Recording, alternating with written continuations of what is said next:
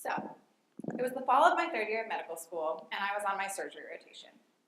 I was assigned to do my rotation at Elmhurst Hospital in Queens. One of the more unique things about doing your rotation at Elmhurst is that students are required to do a 24-hour shift each week. Yep, 24 hours, a shift that literally never ends. We're assigned to be on call for the night with whatever team is there, which usually includes an intern, a senior resident, and a chief. So, 1 week into my surgery rotation, and I was ready for my first 24.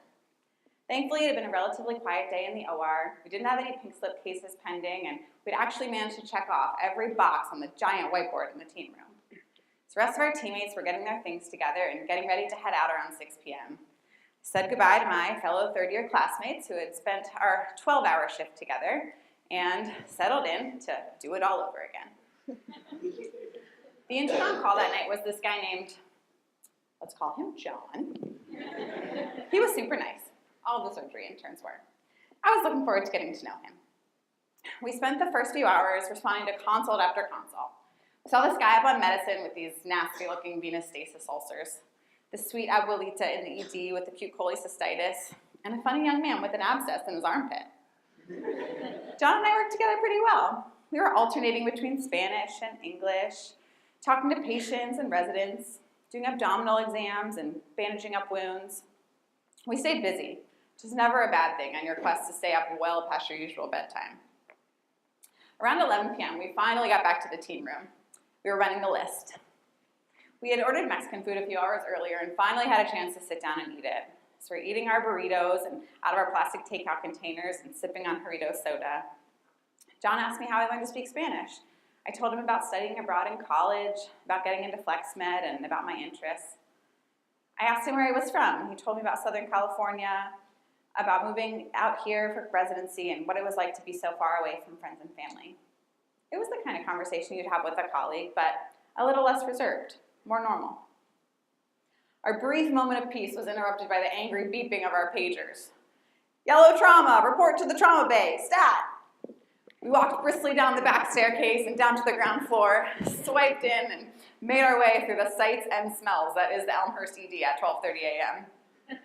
We got to the trauma bay, and we threw off our white coats, and we grabbed our masks and gloves and joined the already congested mass of people around the stretcher in the corner. We were told it was a young woman who had a deep laceration on her right arm and a number of smaller cuts on the back of her hand. I got to the head of the bed and saw a woman just shaking, that fight or flight response taking its time to wear off. I did my usual hedging of bets before asking, English or Espanol? Pues, Espanol es mejor. She smiled up at me. Hola, ¿cómo se siente? ¿Qué pasó? I started to listen to her story and leaned closely listening over the usual ruckus of the trauma bay. John got started on the exam.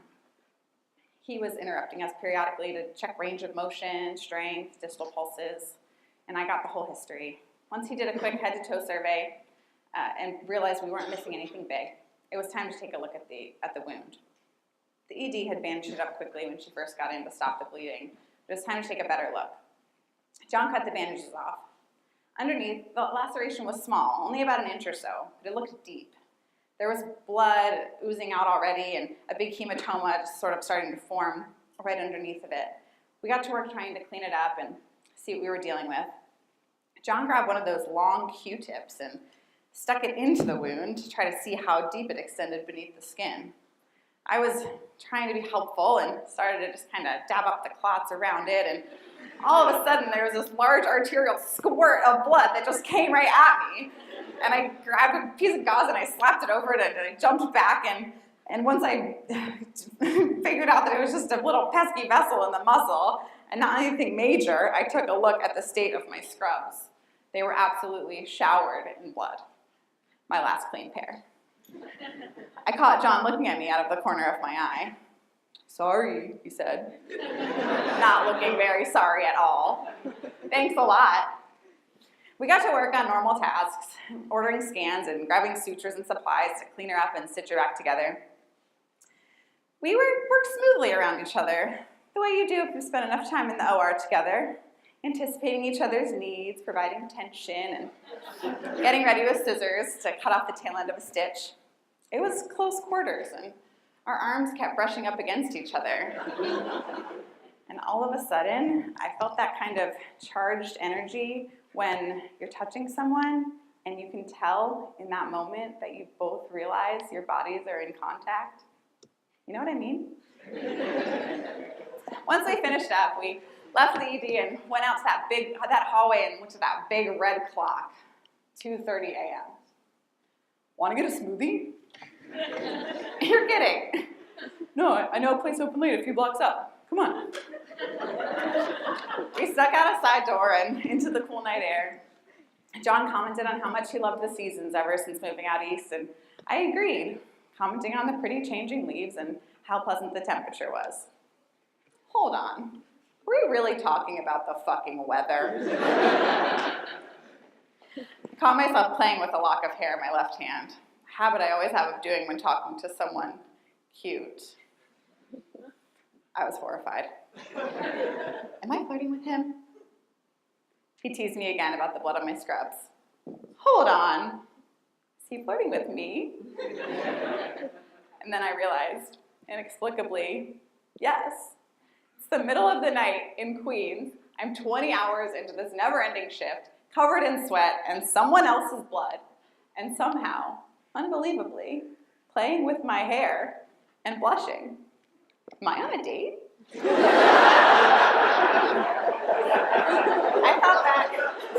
I thought back to our talk at dinner, how we moved so seamlessly from talks of friends and hometowns to college and interest, hopes and dreams. I thought back to the trauma bay and the way our arms brushed against each other. I thought about how it made me feel and how much I liked it. The night continued with much of the same. We sipped our smoothies and responded to a few more consults. Somewhere in there, we even spent an hour reattaching a man's finger. I was having fun. We got along well together. Somehow, after 25 hours without sleep, I realized I didn't want this night to end. But it ended, eventually, as all things do. We got back to the team room and were tidying up as our comrades shuffled back in around 6 a.m., somehow looking a lot more tired than I felt. One of my more perceptive third-year classmates said to me, "Don't take this the wrong way, but why are you so awake?" I had a pretty fun shift, I said. He gave me a knowing look, sensing more, but didn't pry. John got called away to do yet another consult, so I ran to change my clothes and catch the shuttle back to Sinai. I sat down in the back of the bus, and my phone buzzed. It was from John. "Did you make it to the shuttle back on time?" "Yes," I responded, with 2 exclamation points. And then I added, "Thanks for tonight. I had a really fun time." And then I added a smiley face before I could stop myself. "Lol," he responded. But then he said, "Have a great day. See you Friday." Smiley face. I leaned back, stared into the rising sun, grinning like an idiot, filled with that intoxicating warmth that comes from having a crush on someone new.